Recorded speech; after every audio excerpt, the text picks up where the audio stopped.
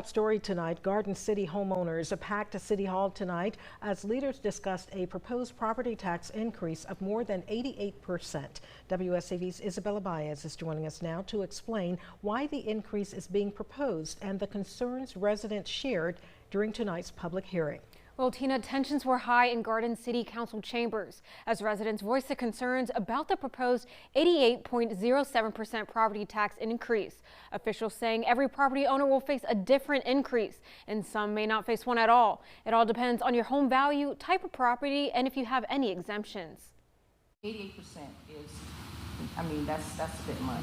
Monday, Garden City Council and Financial Director Katie Drager broke down their proposed adjustment to their property taxes. The proposed increase is 88.07%. This comes after the city adopted a tentative millage rate of $7.5 million, a $3.5 million increase. Of the properties that are going to receive an increase, the lowest increase is 18 cents for the year. The highest increase is $1,300 for the year, which averages to $108 per month. And then the average increase for the ones that will receive an increase, it averages is $146. Drager says the reason for the increase is due to the loss of the fire protection fee. Garden City faced a class action lawsuit that claimed the city collected an illegal tax described as a fire fee. Now, to help make up for the loss, they proposed a raise in property taxes. We received a lawsuit that we settled and therefore could no longer fund the fire department with fire protection user fees. Residents expressed serious concern, some confused about how their own property tax will be raised. So it depends on where your value falls and what exemptions you have. But on average, I'm going to average, what would it run for property? I can't give you an average. Some residents told News 3 even if their own taxes aren't raised, they are concerned for their neighbors. Are already toggling between food and shelter, food and utilities. Like that amount of money could be devastating to them. Garden City will hold another public hearing on July 20th at 6 p.m. As well, Bias, WSAV News 3 on your side. Isabella, thank you. Meanwhile, in Bryan County, a proposed property tax change could give some homeowners more predictability when it comes to their tax bills. State Representative Ron Stevens talked about the plan tonight during a community forum in Richmond Hill. Stevens says a proposed ballot measure would freeze school property taxes based on 2025 values. He says the goal is to help protect homeowners from seeing their tax bills rise as home values increase. Value of your home will continue to go up as you want it to, but your taxable value will be another column over to one side, and it'll be frozen for as long as you stay in your home, unless you make major additions, that kind of stuff. And Stevens says voters in both Bryan and Chatham counties will have the chance to weigh in on the proposal this November. He says the change would make school property taxes consistent with other local tax freezes already in place. A Savannah man is in jail after police say he robbed a business at gunpoint over the weekend. Savannah police say 34-year-old Eshawn Grant was arrested yesterday in connection with an armed robbery that happened Saturday night in the 5000 block of White Bluff Road. We are working to learn more about the business where this incident happened, as police say the investigation is ongoing. We will keep you updated on air and online as we learn more. Well, 3 people are facing felony charges after Glenn County police say they carjacked a man at gunpoint. Reginald Copeland, Ronald Williams, and Antonio Fisher have been arrested in connection with a Saturday morning armed carjacking in the Brunswick Villa area. Police say one of the suspects displayed a handgun, ordered the victim out of his car, and drove off and took the victim's wallet, cell phone, and about $2,000 worth of power tools. All 3 are charged with hijacking a motor vehicle, armed robbery, and possession of a firearm during the commission of a felony. A private plane crash has left 1 person dead in Candler County. The crash happened at the Coleman Estates Mobile Home Park, where authorities say the plane went down in a wooded area behind the homes.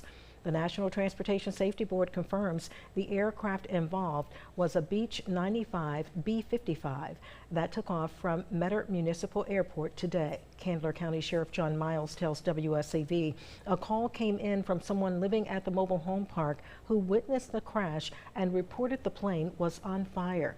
Sheriff Miles confirmed the crash resulted in at least one fatality, and he says he was proud of how his responders handled the rare and challenging situation. It was very fast. I was impressed with the response. As usual, the team was able to, respond and handle the situation accordingly. We do train for things like this, and it showed today with the response.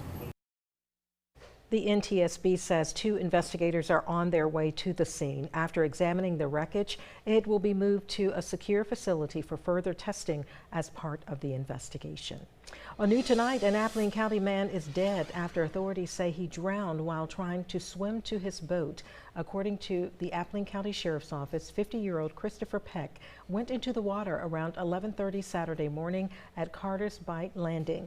Investigators say Peck had launched his vessel and was attempting to swim back to it when he went under the water and did not resurface. Search crews from several agencies worked throughout the day before recovering Peck's body around 11:15 that night. Connecting with the community before violence happens, that is the goal of one local law enforcement officer who's finding a new way to reach young people. WSAV's Andrew Davis shows us now why he believes those connections can make a difference.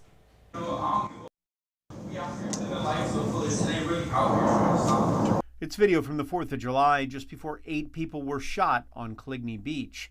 Teens talking about disrespecting law enforcement. The purpose of law enforcement is not to just enforce the laws. It's to protect the people, and it's to help them. Jake Higgins is a state trooper and a business owner. He employs 214 teens at his shops around the county. In my world, business is not just about the business or the money. It's about the person working the business to make the money. And we want those teenagers to be successful and grow up in life and do the right thing. He believes a connection between adults, specifically law enforcement and teens, is the way to help get them on the right path. That's why he's creating the 3-on-3 basketball events. But this is just a way to bring sports to the specific community, going to each community, where the teenagers are, ages 13 to 17, and taking something to them where they can identify as a person of value and that we care about them. That's the whole goal for this. There'll be cash prizes for winners, but it's about more than money. By getting officers and teens on the same court, interacting, talking, it can be a victory for the entire community. It's just something where we can make teenagers think before they react emotionally, and especially use a gun in an argument. If we can stop one teenager from shooting somebody else or hurting somebody else and permanently changing their life based on an emotion, it's worth it. That was Andrew Davis reporting. Since he posted the idea on Facebook, Higgins has gotten hundreds of messages and calls of support for the idea, which would take these tournaments to communities around the county. The hope is to get the first game up and running in St. Helena within the next 30 days. Congress returned to Washington today, facing an unexpected absence on Capitol Hill. South Carolina Senator Lindsey Graham, a key figure in national politics for more than 3 decades, died suddenly over the weekend. WSAV's Gabrielle Caracciolo is on Capitol Hill now with how lawmakers are remembering him. This is a return to work certainly no lawmaker was expecting. Senator Lindsey Graham had just turned 71. He had been a staple here in Congress for more than 3 decades, and lawmakers on both sides of the aisle are remembering him fondly. It's a huge, huge loss. As lawmakers return to Capitol Hill, flowers sit outside Senator Lindsey Graham's Washington home and office, and flags are flying at half-staff in his honor. We're certainly going to miss Lindsey. He was truly a friend and a great statesman for the country, frankly. The longtime South Carolina lawmaker died suddenly Saturday night. The medical examiner says it was an aortic dissection due to prior heart disease. Let us pray. On the Senate floor, a prayer followed by speeches from top lawmakers. It's difficult to believe that Lindsey Graham is no longer here with us, that we won't run into him at a media day or share a joke with him at this afternoon's vote. The halls of the Senate already feel empty without him. And I know I'm not alone in that feeling. To the very end, Senator Graham's life was defined by public service. Their new Senate colleague, Graham's sister Darlene, South Carolina's governor, appointed her to finish the term that ends in January. It is such a privilege to get to finish some of his important work, and I promise to work hard over the next several months to support the president. And South Carolina will have to call for a special primary election in the coming weeks to replace the late senator as the Republican nominee on November's ballot. I'm Gabrielle Caracciolo, News Nation, Washington.